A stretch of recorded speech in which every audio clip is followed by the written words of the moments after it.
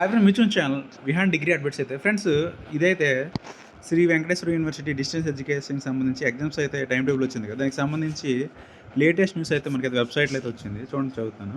ఇదైతే నేనైతే Google translate అయితే చేశాను. విద్యార్థులకు ముఖ్యమైన సూచన: ఏపీ గౌరవనీయమైన హైకోర్టు ఆదేశాలకు లోబడి ఎస్వియు సిడిఓఈ పరీక్షలు 2/4/2025 నుండి ప్రభుత్వ సహాయక సంస్థలలో మాత్రమే నిర్వహించబడతాయి, అంటే గవర్నమెంట్ కాలేజెస్లో.